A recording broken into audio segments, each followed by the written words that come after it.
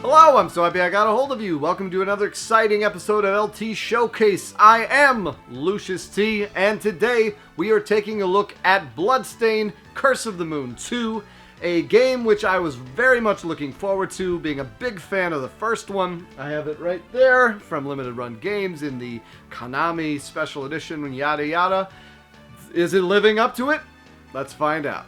There's a lot of games out there, some of which you've never even heard of. That's where I come in. I'm Lucious T.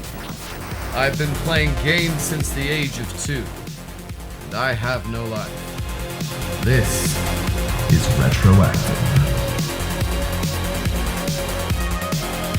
Bloodstained, Curse of the Moon 2. So I can't talk about the second one without mentioning my love for the first one. Came out of left field. I was looking forward to the Bloodstained Ritual of the Night game, and then this Curse of the Moon game came out that looked like Castlevania 3, played like Castlevania 3, it was a great time. So when a sequel was announced and then came out, super stoked to pick it up. I finally picked it up just a few weeks ago when Nintendo had an eShop sale, and I think I got it for like $8.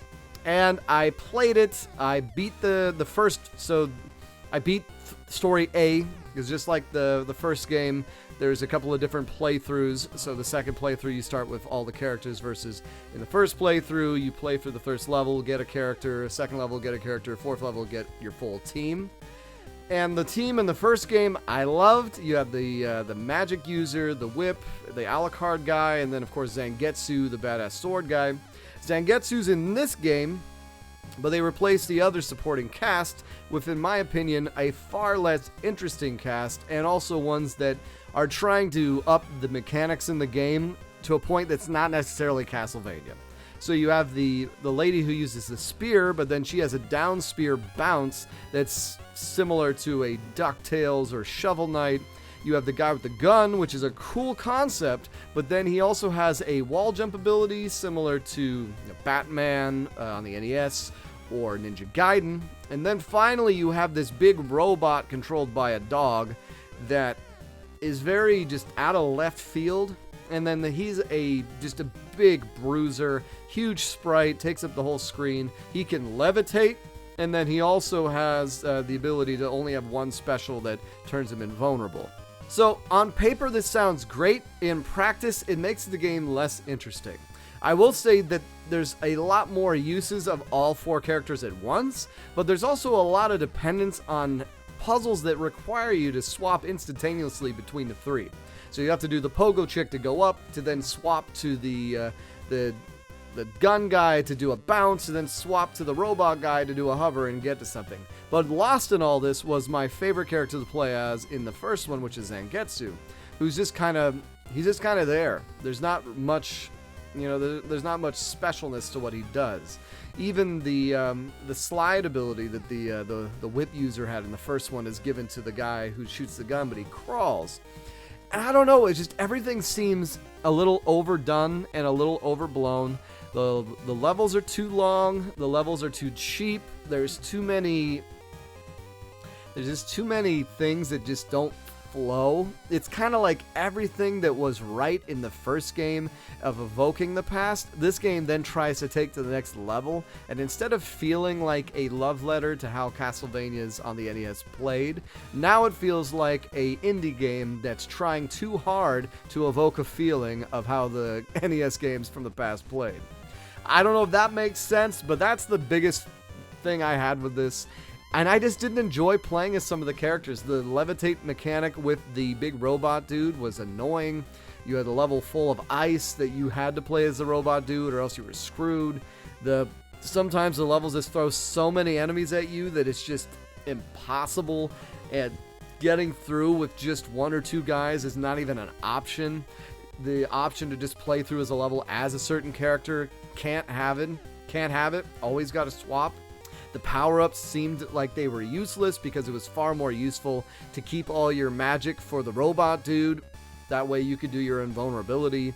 The alternate paths seemed impossible to get to, and sometimes not even worth it. You always had these things where the the skulls and skeletons would point some direction you were supposed to go, but you had no way of doing it, and it just makes you irritated that you can't figure it out, or you can't actually do what they're pointing at, because the pogo mechanic is so unfounded that in a game where the whole point of the NES Castlevanias is when you jump, you essentially lose control.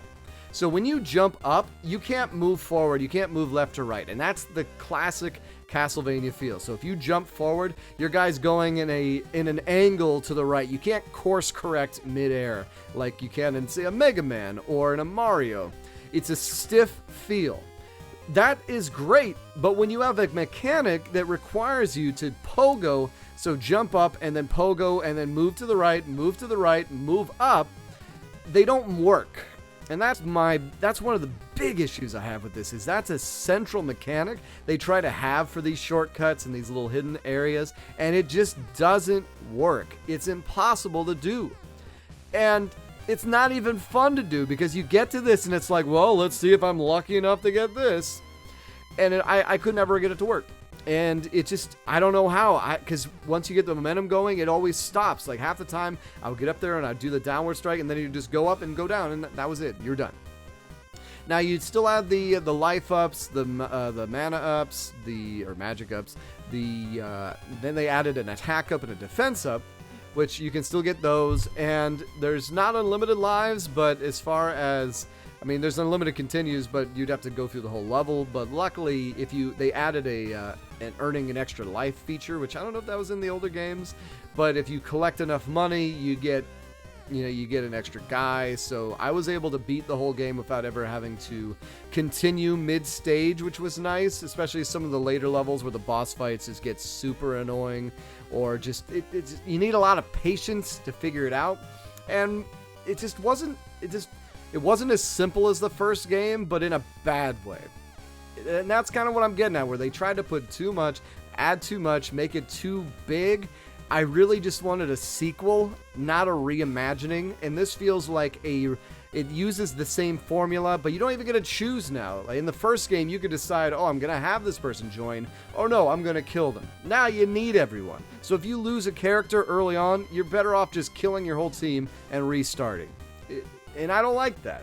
I don't like feeling that way. It's not as much fun. It's fun being like, oh, I can go this way, I can go this way, I can go this way, but now it feels like I have to do it this way or I'm screwed. If I get to a boss and I only have the gun guy, there's nothing he can do. He's such a glass cannon that you're just completely out of it. And that's kind of how I feel about the game. As far as the rating goes, I was not a fan. I'm going to give this game a 5. And really, I should probably be even harsher than it, because the first game I really enjoyed. This one I did not, which makes me sad, and it makes sense why I haven't really heard much about it since it came out. So yeah, that's your review. It's been so nice getting a hold of you guys. Take care.